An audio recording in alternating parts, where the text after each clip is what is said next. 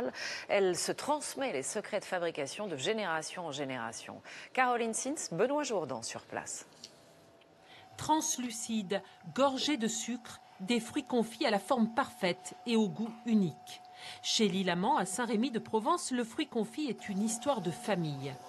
Pierre et sa sœur Anne sont la 5e génération de confiseurs.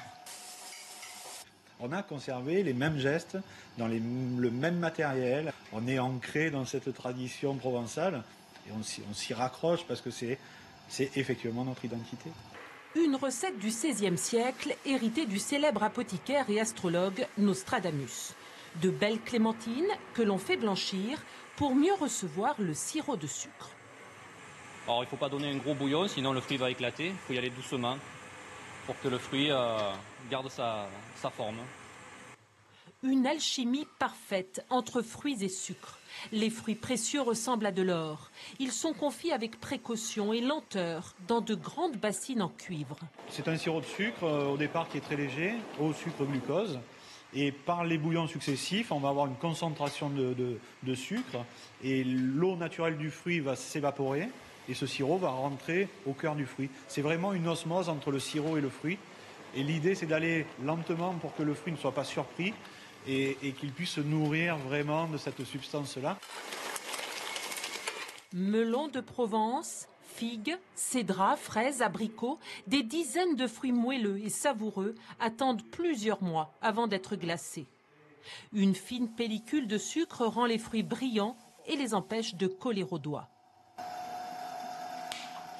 Et c'est vraiment un honneur, oui, une grande fierté en fait pour les ancêtres qu'on ait pu continuer à perpétuer cette tradition, cette entreprise. Jean-Pierre, waouh, regarde, waouh.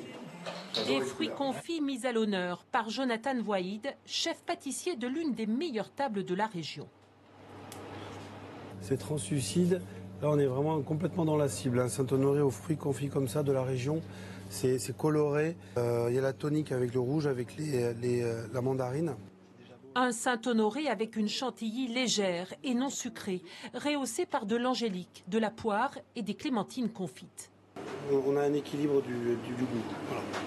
Et puis des tartelettes à l'orange, à l'ananas et des cakes moelleux au rhum à la saveur incomparable. Voilà, on a mis de l'angélique, on a mis des abricots, on a mis des cerises, on a mis des poires, voilà, et on a mis un petit peu de clémentine.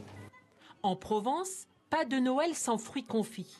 Ils apportent une douceur extraordinaire et du soleil sur les tables d'hiver.